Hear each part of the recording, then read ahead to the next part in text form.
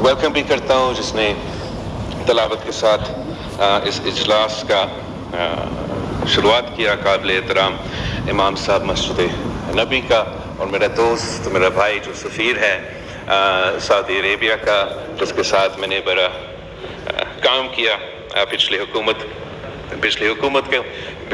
में, इसको भी हम वेलकम करते हैं। और साथ साथ इस पूरा हाउस के साथ हमारा पूरे कौम और अवाम की तरफ से मैं अरशद नदीम साहब को मुबारकबाद देना चाहूँगा।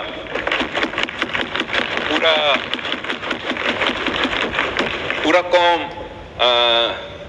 इसकी जीत को सराहता है, फ़ख्र करते हैं कि जैसे ख्वाजा साहब ने कहा, जैसे आपने कहा कि इसने अपनी मेहनत के नतीजे में जो नामुमकिन था वो मुमकिन कर दिया। ओलंपिक रिकॉर्ड तोड़ के पाकिस्तान के लिए जैवलिन में गोल्ड मेडल वापस लेकर आ रहा है, और इस पे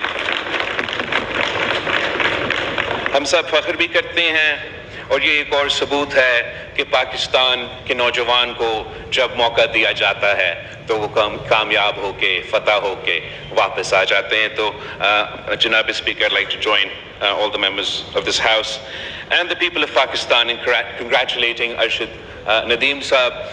और मैं जो ख्वाजा आसिफ साहब की बात, जहाँ हमारा स्पॉन्सरशिप, पैट्रनेज, इन एथलीट्स का साथ देना, इस बात पे मेरा ख्याल में इस हाउस का कंसेंसस होना चाहिए कि हमें अपने बच्चे जो पाकिस्तान भर में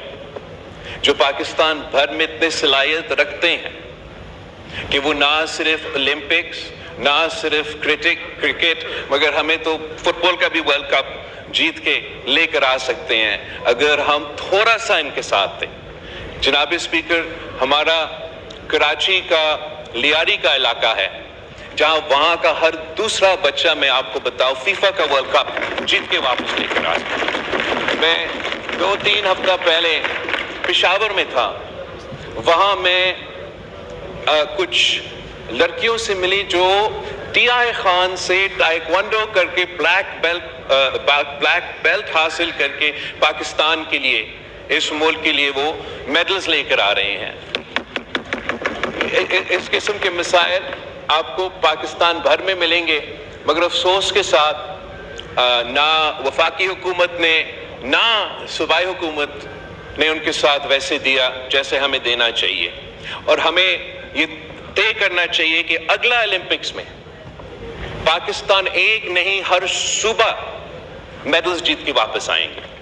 और मैं वफाक का जो स्पोर्ट्स मिनिस्टर है उससे भी रिक्वेस्ट करूंगा कि वो तमाम सूबे के जो स्पोर्ट्स मिनिस्टर्स हैं उनके साथ बैठ के हर सूबा का एक एंडाउमेंट फंड इस्टेब्लिश किया जाए, और उस एंडाउमेंट फंड में वफाक और सूबाई हुकूमत की तरफ से हम कुछ फंड्स रखें ताकि हम ना सिर्फ हमारे वो बच्चे को तलाश कर सकते हैं, इनका ट्रेनिंग कर सकते हैं, इनको सपोर्ट कर सकते हैं, और इंशाअल्लाह ताला अगला ओलंपिक्स में एक नहीं, चारों सूबों से हम अरशद नदीम पैदा करके वापस लेकर आएंगे।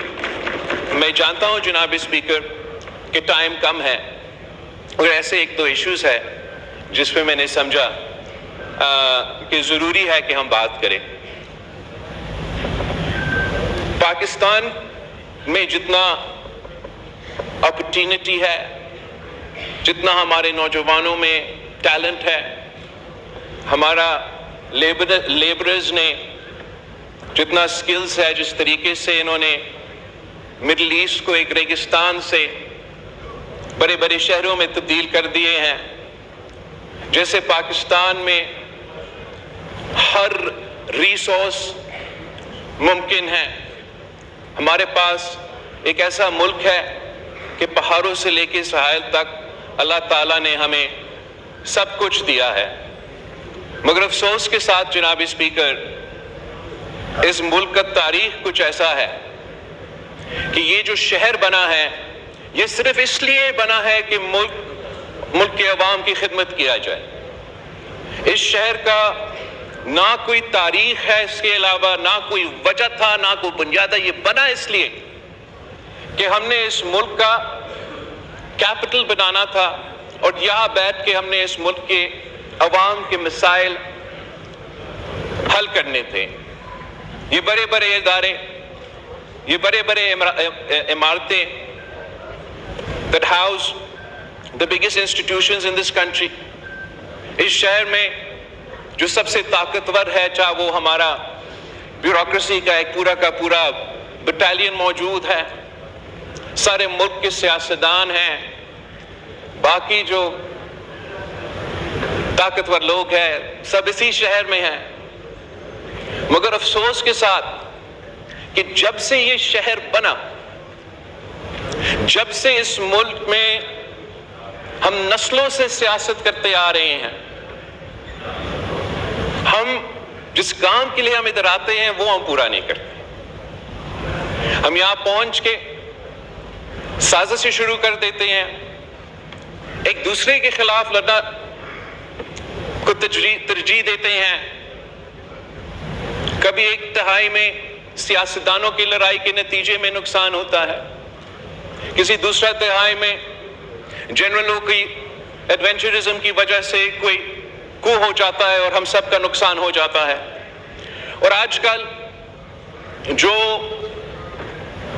ملک میں نفرت کی سیاست عروج پر ہے، جس قسم کی تقسیم ہمارا سیاست میں آج موجود ہے، شاید ہمارا تاریخ میں ایسے ہم نے کبھی نہیں دیکھا. اور اسی تقسیم اور اسی نفرت کی سیاست کی وجہ سے پاکستان کے عوام جو اس وقت معاشی بحران سے گزر رہے ہیں، مہنگائی، بے روزگاری، غربت سے تنگ ہیں، ہم نہ صحیح طریقے ان کا مدد کر سکتے ہیں. جس طریقے سے ملک کے چاروں کونے میں لا اینڈ آرڈر کی صورتحال مشکل ہوتا جا رہا ہے، ہم وہ منیمم بیک کنسنسس اس ہاؤس میں پیدا بھی نہیں کر سکتے ہیں کہ اگر ہم نے اپنے ملک کا تحفظ کرنا ہے، دہشت گردوں کا مقابلہ کرنا ہے، اپنے عوام کو امن دلوانا ہے تو کیا کرنا چاہیے. ہم دن رات اگر آپ ٹی وی کو کھولے تو ہم ایک دوسرے کو گالیاں دے رہے ہیں، برا بلا کہہ رہے ہیں، یا ہم چور ہے یا وہ چور ہے، یا ہم غدار تھے یا وہ غدار ہے. اور ہمیں کہیں نہ کہیں کوئی طریقہ نکالنا پڑے گا کہ ہم اپنا لڑائیاں لڑتے رہیں مگر سیاست کے دائرے میں رہ کے. اور جب ایک طرف سیاست ہے وہاں ہمارا ذمہ داری ہے کہ ہم مل کے جو مشکلات کو ہم اس وقت کا مقابلہ کر رہے ہیں ہم ان کو ایک حل نکالیں. میں ایک ایگزامپل سائٹ کرنا چاہوں گا جناب اسپیکر کہ ہر پاکستانی کے لیے، خاص طر جو پاکستان کے سیاسی کارکن ہیں، وہ جو بنگلہ دیش کا حالات ہے وہ بڑے غور سے دیکھ رہے ہیں. اب دیکھیں جو احتجاج وہاں شروع ہوا وہ ان کا فوج میں جو شہید ہوئے تھے ان کے کوٹا کے اوپر. احتجاج فوج میں ان کے جو جنگ تھا اس میں ان کے شہیدوں کے کوٹا کے اوپر کہ یہ نہ ہو. اس کوٹا کو 2018 میں شیخ حسینہ واجد نے ختم کی تھی خود، اور ان کے عدالت نے بحال کر دی. تو احتجاج شروع ہوا، احتجاج رک نہ سکا، اور اس میں پورا دنیا نے دیکھا کس طریقے سے حسینہ واجد صاحبہ جس نے ابھی اتنا بڑا فتح حاصل کر کے الیکشن جیتی تھی، عہدہ چھوڑنا پڑی. تو پوری ریجن کو ان ایونٹس کو دیکھ کے یہ سوچنا چاہیے کہ ہمیں اپنے عوام کے اصل مسائل کی طرف ترجیح دینا چاہیے. پاکستان کی جو حالات ہے وہ کوئی ایسے ہیں جناب اسپیکر کہ کچھ آپ کے ہاتھ میں ہے، کچھ آپ کے ہاتھ میں نہیں ہے. اس وقت جو کرائسس آف دا منتھ ہے، جو ادارے کے درمیان ایک فاصلہ نظر آ رہا ہے، اور یہ فاصلہ اس لیے بن رہا ہے کہ ایک ادارہ اس ادارہ میں بار بار مداخلت کرتا ہے۔ ہم نے اپنا جوڈیشری کا تاریخ تو پورا ملک کے سامنے ہے، مگر ہم نے دنیا کا، جیسے ارشد ندیم صاحب نے کوئی گولڈ کا تاریخ رکت کی ہے، تو ہمارا جوڈیشری نے بھی جناب اسپیکر ویسے ورلڈ ریکارڈز توڑ دیے۔ ماشاءاللہ پاکستان کا جو جوڈیشری ہے وہ اتنا قابل ہے کہ وہ نہ صرف عدالت چلاتے ہیں، وہ تو جناب اسپیکر ڈیم بھی بنا سکتے ہیں۔ ہمارا ماشاءاللہ جناب اسپیکر جوڈیشری اتنا اہل، اتنا کامیاب، اتنا قابل کہ وہ انصاف بھی دلواتے ہیں، ڈیم بھی بناتے ہیں، اور جناب اسپیکر مہنگائی کا مقابلہ بھی کر سکتے ہیں۔ وہ تو سموسے اور ٹماٹر کی قیمت بھی ادا کر سکتے ہیں، طے کر سکتے ہیں۔ ہمارا جوڈیشری اتنا زبردست ہے جناب اسپیکر کہ میں سمجھتا ہوں کہ کوئی جوڈیشری پوری دنیا میں ان کا مقابلہ نہیں کر سکتی۔ ہمارے ہاں اتنے بڑے بڑے ثانیہ ہوئے ہیں، بڑے بڑے ثانیہ ہوئے ہیں۔ میں تو اپنا پارٹی کا اور اس ملک کے بارے میں کہوں تو شہید محترمہ بینظیر بھٹو کا شہادت، قائد عوام شہید ذوالفقار علی بھٹو کا شہادت، اور اس طریقے سے پاکستان کے شہریوں کے اپنے کیسز، اپنے شکایتیں، جو کہ آج تک انصاف کا منتظر ہے۔ ہم تو جوڈیشری کے شکر گزار ہیں کہ ہمیں 3 نسلوں کا جدوجہد لڑنا پڑا،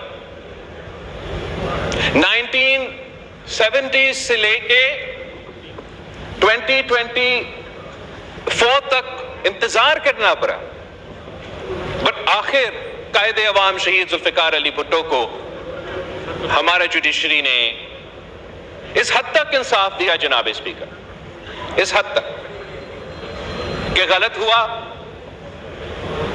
کہ فیئر ٹرائل نہیں ملا، مگر ساتھ ساتھ یہ کہتے ہیں کہ ہم اس کے بارے میں تاریخ کو درست کرنے کے لیے کوئی واضح عمل نہیں اٹھا سکتے ہیں۔ جب ڈیم بنانے کی بات آتا ہے جناب اسپیکر، ٹماٹر اور سموسہ کی قیمت طے کرنے کی بات آتے ہے جناب اسپیکر، تو آئین اور قانون پتہ نہیں کہاں چلا جاتا ہے۔ جب انصاف کی بات آتی ہے تو آئین اور قانون کو فیسیلیٹیٹ کرنا چاہیے، ہمارا ملک میں ایک رکاوٹ بن جاتا ہے۔ یہاں پاکستان کی سیاست میں ایک سٹارم ان ٹی کپ کو ایک فل بلون کانسٹیٹیوشنل کرائسس میں تبدیل کیا جا رہا ہے، اور یہ کرائسس کا ذمہ دار نہ آپ ہو جناب اسپیکر، نہ میں ہوں، نہ وزیر اعظم، نہ اس ہاؤس میں کوئی بیٹھا ہوا شخص۔ This is a crisis of the judiciary, by the judiciary and for the judiciary.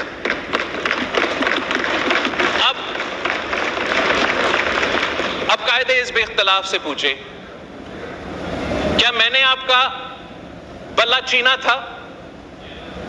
کیا میں نے آپ کو کہا کہ آپ کے الیکشنز غلط ہے اور اس کے نتیجے